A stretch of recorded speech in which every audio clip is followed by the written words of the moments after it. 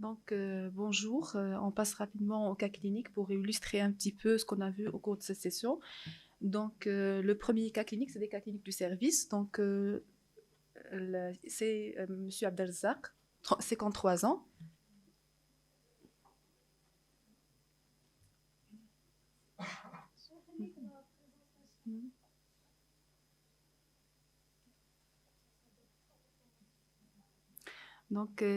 Monsieur Abdelzak, âgé de 53 ans, antécédent de tabagisme, éthylisme chronique.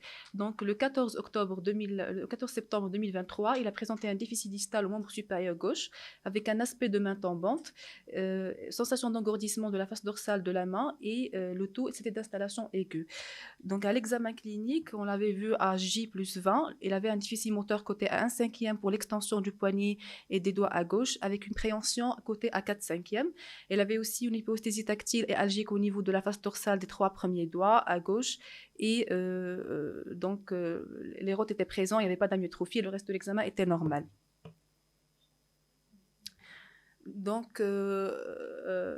On est devant une main tombante d'installation aiguë, sans contexte particulier, mais il y avait une notion d'éthylisme la veille du déficit avec un état d'ivresse. Et à l'examen clinique, on avait un déficit territoire radial et peut-être aussi médian. À ce stade-là, quelle est la topographie à évoquer, le site de la lésion, quel est le protocole EMG et peut-être on peut parler aussi du mécanisme lésionnel.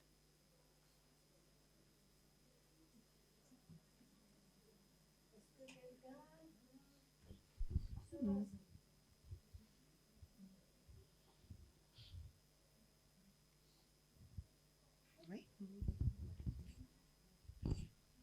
Donc, on va raisonner d'abord par rapport au déficit. Il y a un déficit sensitif aussi, ça? Sensitif aussi, oui. Territoire radial. Face dorsale de la main, oui. Territoire radial.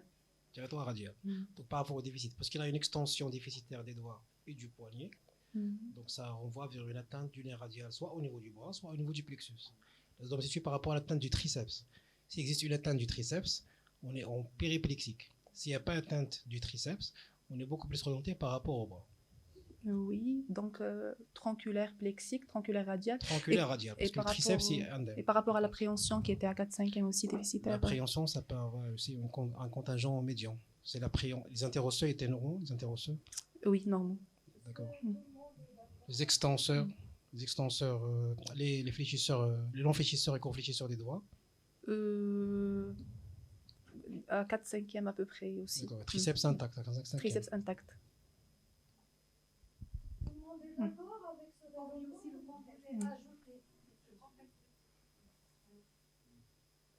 Bien sûr, une atteinte mixte. J'ai raisonné par rapport au radial. Du samedi soir, des amoureux.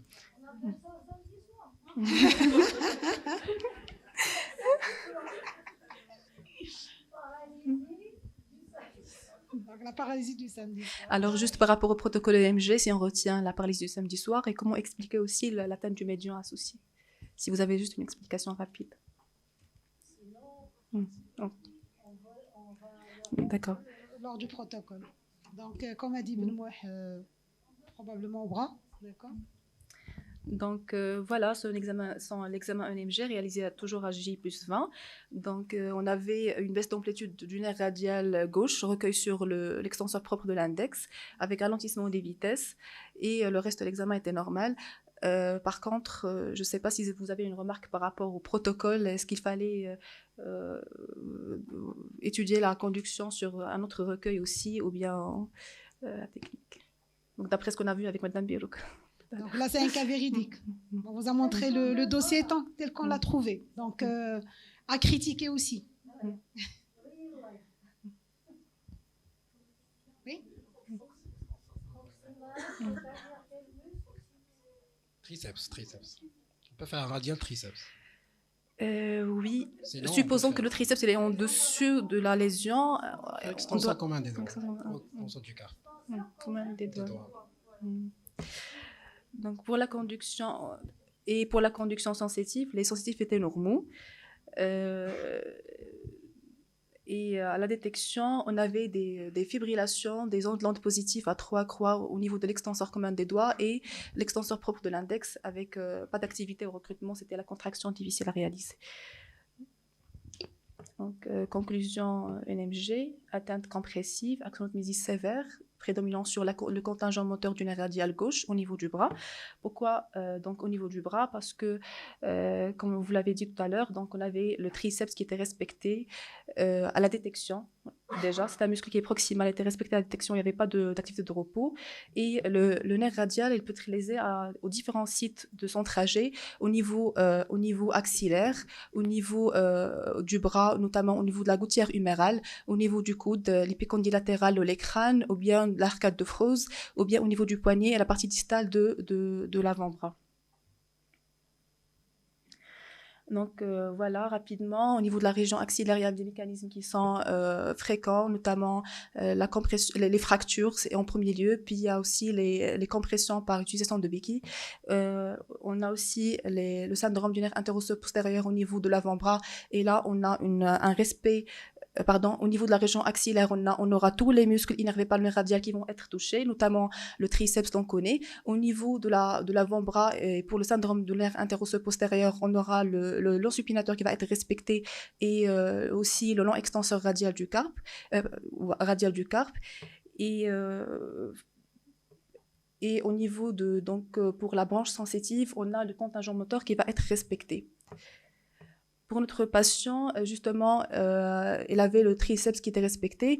Peut-être on aurait pu compléter par l'étude de l'onconé, qui est le seul muscle de l'avant-bras qui est respecté dans les atteintes au niveau du bras, et aussi le long supinateur qui va être touché, et ça va nous dire que c'est en dessous, c'est pas le nerf interosseux postérieur, c'est en dessus. Voilà donc son contrôle, HJ plus 50. À l'examen clinique, on a objectivé une amélioration modérée avec l'extension du poignet qui est passée de 1/5 à 3/5 et la conduction nerveuse sensitive était toujours normale. Ici, on voit que le patient il a rapidement récupéré au bout d'un mois le déficit moteur qu'il avait. On est passé de 1,2 à 7,9, donc presque normalisation des valeurs. Et à la détection, on avait toujours des fibrillations à une croix, des ondes lentes positives à 2 croix, avec un tracé pauvre ST sur l'effort. Par contre, je ne sais pas si vous arrivez à voir ici, on avait des petits pumes de réinnervation polyphasique et on a conclu un actionotmésis modéré avec probablement associé à une neurapraxie vu la récupération rapide prédominant sur le contingent moteur du nerf radial gauche au niveau du bras. Donc,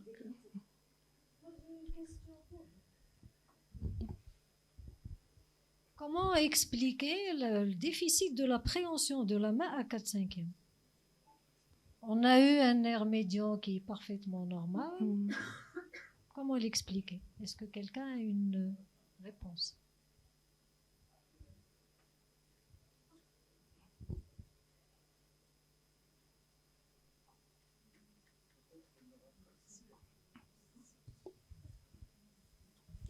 Deux explications possibles. Soit c'est une neurapraxie du médian, soit c'est une anastomose varioanatomique avec une anastomose entre le radial et le médian qui est récupérée par la suite par l'atteinte neurapraxique. Oui.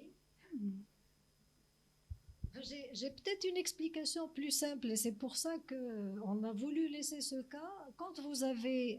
tu peux me tenir le micro?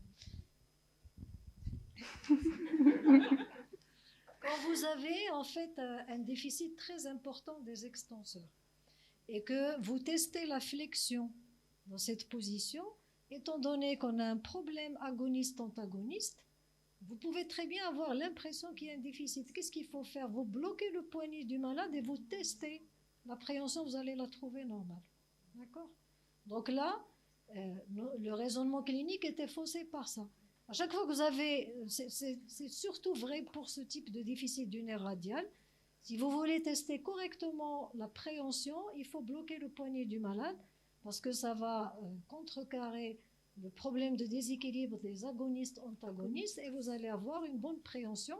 Et même au niveau du nerf ulnaire, on peut avoir ce genre de problème à cause de ça. Maintenant, si on fait ça et que voilà, ça, les autres hypothèses restent valables. Merci de m'avoir tenu le micro.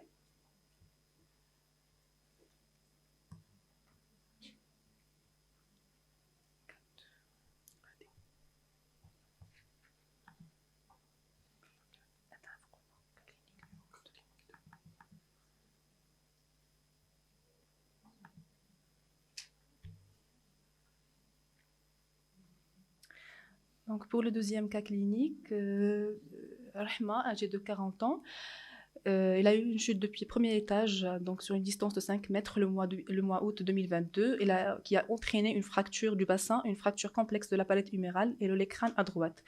Donc, au niveau du membre supérieur, la patiente elle a eu une ostéosynthèse interne compliquée par la suite par une infection du matériel. Donc, les chirurgiens, ils ont fait une ablation du matériel avec parage et mise en place de fixateurs externes. Et l'évolution, elle a été marquée par un défaut de consolidation, pseudarthrose aseptique et pont osseux externe. L'examen clinique, lorsqu'on a reçu la patiente pour la première fois, on était déjà à J plus 16 mois, 1 an et demi. Et elle avait une déformation et raideur au niveau du coude droit avec remaniement des repères anatomiques. L'examen clinique était vraiment assez difficile. On n'avait pas de rapport chirurgical, on n'avait pas l'histoire antérieure. Et l'évaluation clinique a objectivé un déficit moteur qui prédominait sur le long supinateur. Donc, c'était à peu près la partie proximale de l'avant-bras à 4/5. La sensibilité était conservée et les rôtes étaient présents.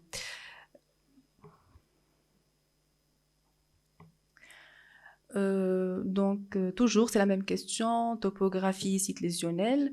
Et quel est le protocole AMG qu'on peut proposer aussi en prenant en considération le timing qu'on a et peut-être aussi le mécanisme lésionnel chez la patiente.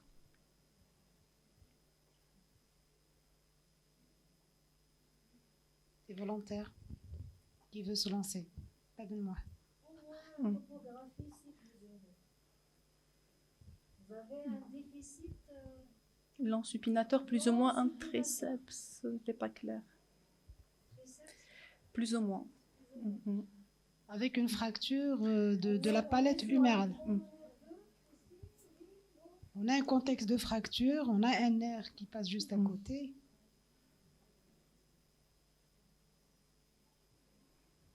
C'est quel tronc nerveux? Quel nerf qui passe? Huméral. Voilà, qui a été négligé, mal prise en charge.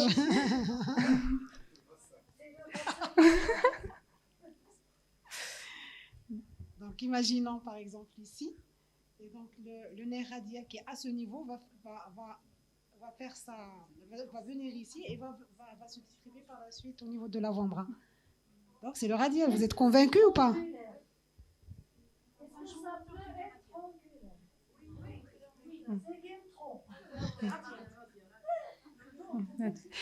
Oui, et juste par rapport, un petit mot par rapport au mécanisme, lorsqu'on reçoit des patients qu'on n'a pas l'histoire antérieure, c'est difficile parfois de préciser le mécanisme précis, parce que aussi on peut avoir des paralysies radiales qui surviennent au cours de l'ablation du matériel, d'où l'intérêt toujours de préciser au bilan opératoire initial la position du matériel par rapport au nerf radial, et on peut avoir aussi des atteintes au cours des calvicieux, des pseudarthroses.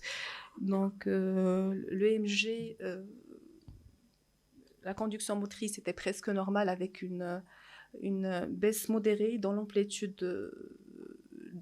toujours du nerf radial droit recueilli sur l'extenseur propre de l'index. Donc, on avait une perte qui ne dépasse pas 50%, à 28% à peu près par rapport au côté contralatéral en comparant avec le radial gauche, toujours recueilli sur l'extenseur propre de l'index. Et là aussi, ça reste critiquable parce qu'il fallait recueillir aussi sur l'extenseur commun et stimuler en dessous et en dessus de la lésion. Et pour les sensitives, on avait une baisse importante des amplitudes qui dépassait, donc estimée à 75%, en comparant avec le côté contralatéral qui reste dans les limites de la normale et vraiment avec une franche asymétrie. Pour la conduction, pour la détection à l'aiguille, il n'y avait pas d'activité spontanée et le tracé d'effort était normal, mais on avait piqué juste l'extenseur commun des doigts. On a conclu un actiontomésis modéré de la branche sensitive du nerf radial droit. Et juste une question, donc est-ce qu'il fallait piquer d'autres muscles et est-ce qu'on peut dire déjà la topographie de l'atteinte.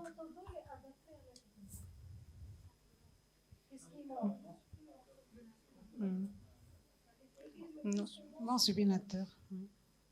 Parce que là, on peut pas dire qu'il n'y a pas d'atteinte de la branche motrice. Le nerf, les fibres motrices du nerf radial, on ne peut pas les dédouaner à 100%. Surtout vu le siège de la lésion. Donc, et aussi, là, il y a quand même une perte en amplitude en comparaison avec le côté sain. C'est quand même aux alentours de 30%. On ne peut pas dire que c'est formellement épargné, donc il fallait compléter.